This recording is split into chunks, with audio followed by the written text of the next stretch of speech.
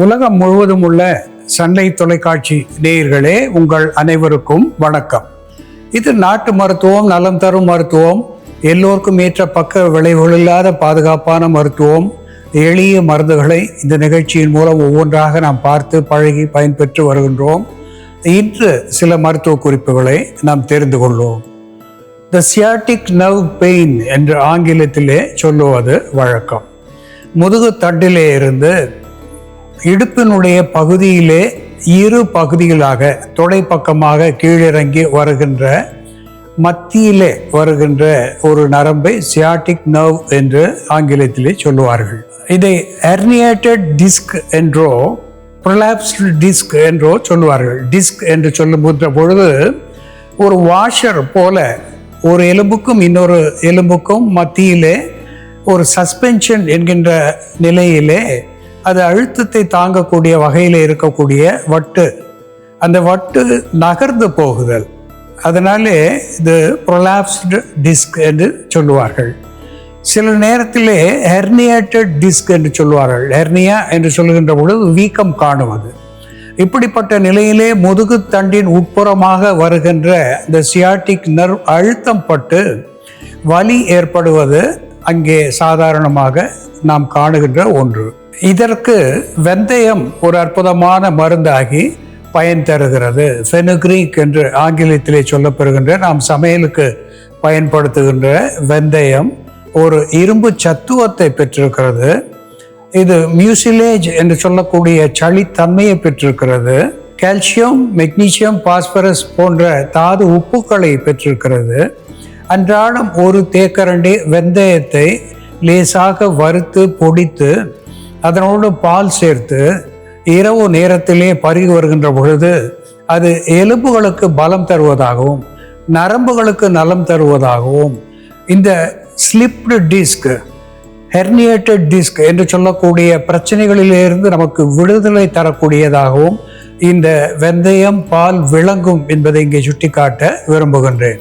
அன்பான நேயர்களே, ஃபெட்டிக் என்று ஆங்கிலத்திலே சொல்லக்கூடிய ஒரு பிரச்சனை, அதாவது சோம்பேறித்தனமாக இருப்பது, சோம்பலாக இருப்பது, சுறுசுறுப்பு இல்லாத நிலை, மயக்கம் போல தோன்றுவது, அசதியாக இருப்பது, இப்படிப்பட்ட நிலையிலே த பம்ப்கின் சீட்ஸ் என்று ஆங்கிலத்திலே சொல்லக்கூடிய பூசணி வித்து, இந்த பூசணி வித்து ஒரு அற்புதமான ஒரு உரமூட்டியாக, டானிக்காக செயல்படுகிறது.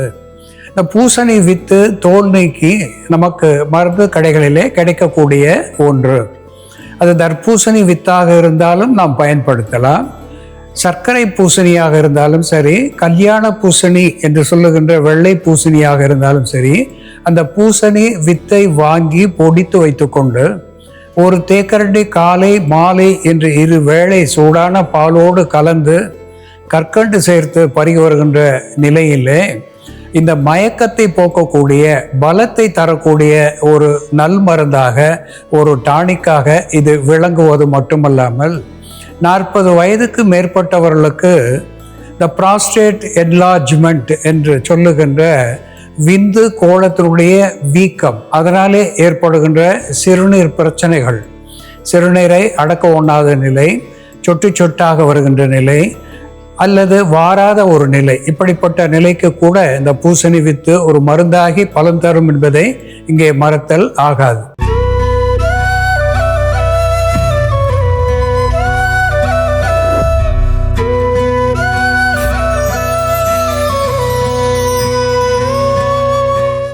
இன்றைக்கு இல்லத்திலே இருவருக்காகிலும் சர்க்கரை நோய் என்கின்ற ஒரு நோயை நாம் பார்க்கின்றோம். இதற்கு மிக முக்கியமான காரணம் உடல் உழைப்பு குறைவு என்பது மட்டுமல்லாமல் இன்சுலின் சுரக்கின்ற பிரச்சனையை இது ஒரு காரணமாக நாம் பார்க்கின்றோம். பேங்க்ரியாஸ் என்று சொல்லக்கூடிய கணையம் சரியான வகையிலே இன்சுலினை சுரக்காத பொழுது இந்த சர்க்கரை என்பது குருதியோடு கலந்து போகிறது, சிறுநீரோடு வெளிக்கழிந்து போகிறது. கலோரி என்று சொல்லுகின்ற சத்துவத்தை நாம் இழந்து போகின்றோம்.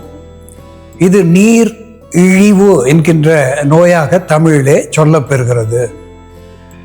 இதற்கு ஒரு அற்புதமான மருந்தாக நாவல் கொட்டை, ஜாமுன் ஃப்ரூட் என்று ஆங்கிலத்திலே சொல்லுவார்கள்.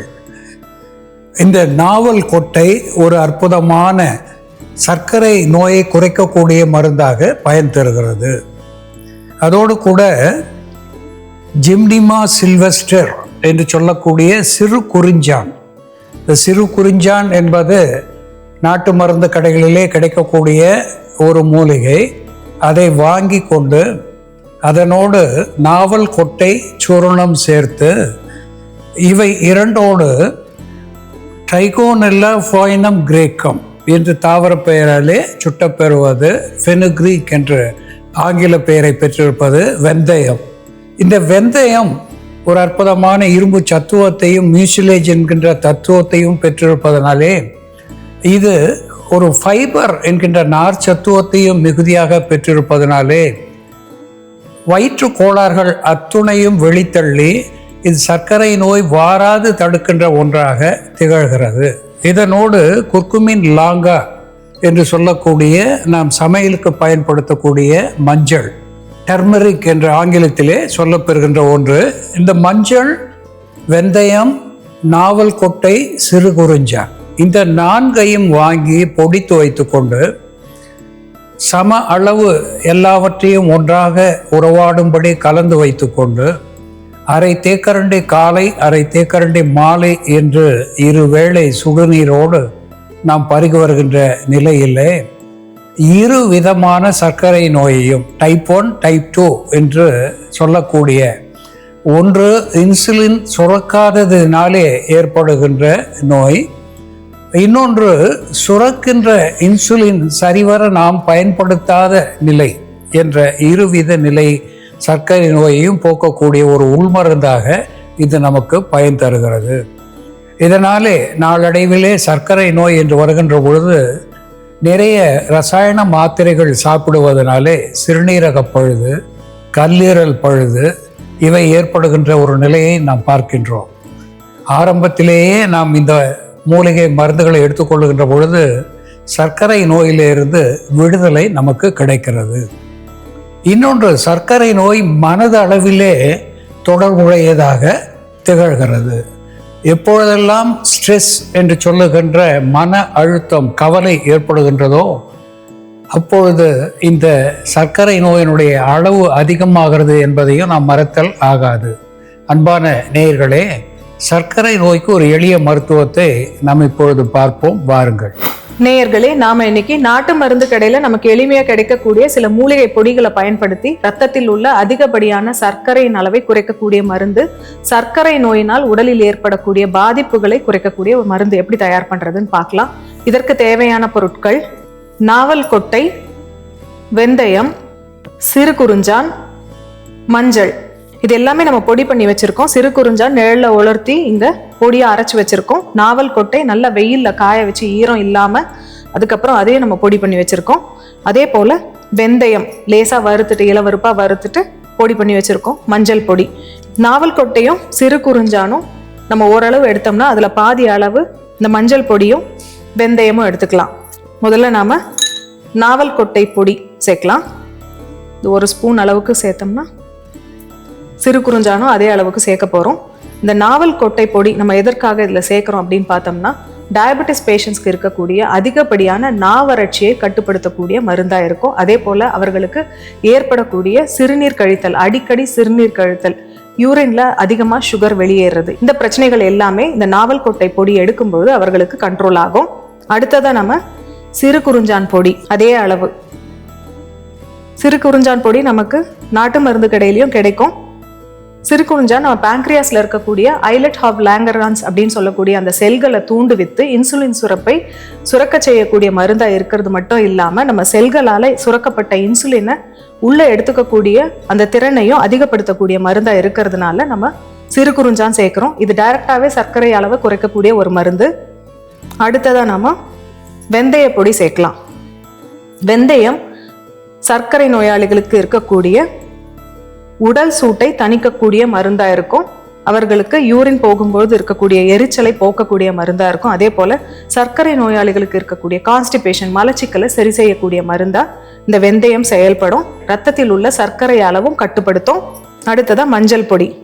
மஞ்சள் ஒரு ஆன்டி டயபெட்டிக்கா மட்டும் இல்லாம ஒரு ஆன்டி லிப்பிடமிக்காவும் செயல்படும். ரத்தத்தில் உள்ள அதிகப்படியான கொழுப்பை கட்டுப்படுத்தக்கூடிய மருந்தா இருக்கும்.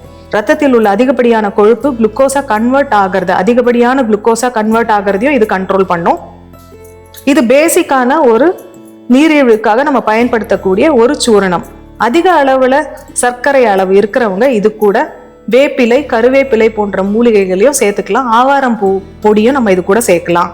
இந்த சூரணம் நம்ம தயார் பண்ணி வச்சுட்டு நாவல் கொட்டை, சிறு குறிஞ்சான், மஞ்சள், வெந்தயம் இது 4ம் சேர்ந்த இந்த சூர்ணத்தை நம்ம தயார் பண்ணி வச்சுட்டு தினமும் காலையில 10 கிராம், இரவு நேரத்துல ஒரு 10 கிராம், 5லிருந்து 10 கிராம் நம்ம உடல் எடைக்கு ஏற்றாற் போல, சர்க்கரை அளவுக்கு ஏற்றாற் போல நம்ம டோசேஜ் இன்க்ரீஸ் பண்ணிக்கலாம் அல்லது குறைச்சிக்கலாம்.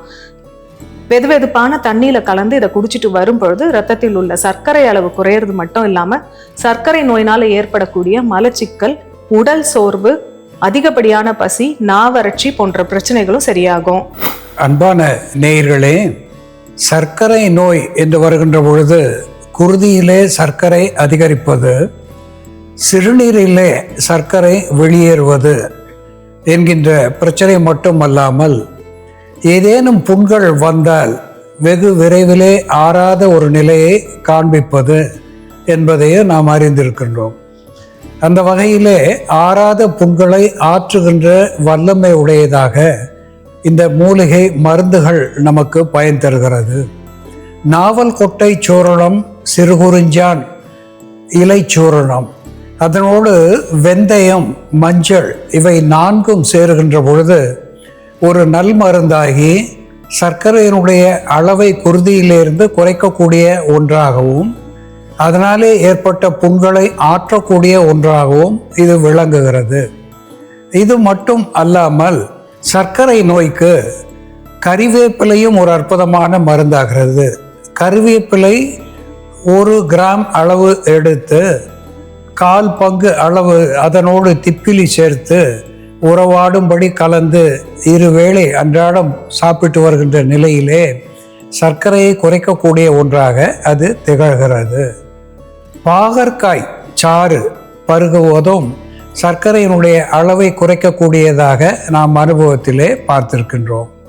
இந்த சர்க்கரை அதிகமாகின்ற நிலையிலே நாம் கவனிக்காமல் இருக்கின்ற நிலையிலே டயபெட்டிக் ரெட்டினோபதி என்று ஆங்கிலத்திலே சொல்லுகின்ற விழியினுடைய லென்ஸை பாதிக்கக்கூடிய ஒரு நோய்க்கு நாம் ஆளாகக்கூடும் என்பதை நாம் மறத்தல் ஆகாது.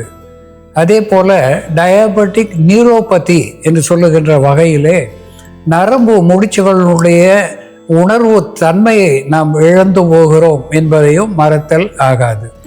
இப்படிப்பட்ட நோய்கள் வாராமல் தடுப்பதற்கு இந்த மூலிகை மருந்துகள் என்பது ஒரு பாதுகாப்பானது. சர்க்கரை நோய் இல்லாதவர்கள் கூட ஒரு ப்ரிவென்டிவ் மெடிசன் என்கின்ற வகையிலே சர்க்கரை வாராது தடுக்கின்ற ஒரு மருந்தாக இவற்றை பயன்படுத்தலாம் என்பதை இங்கே சுட்டிக்காட்ட விரும்புகின்றேன்.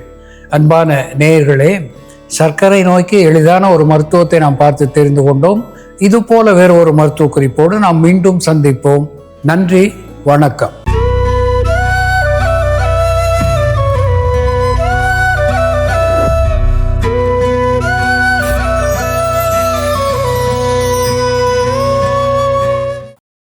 இன்னும் பல வீடியோக்களை காண சன் லைஃப் சேனலை சப்ஸ்கிரைப் பண்ணுங்க.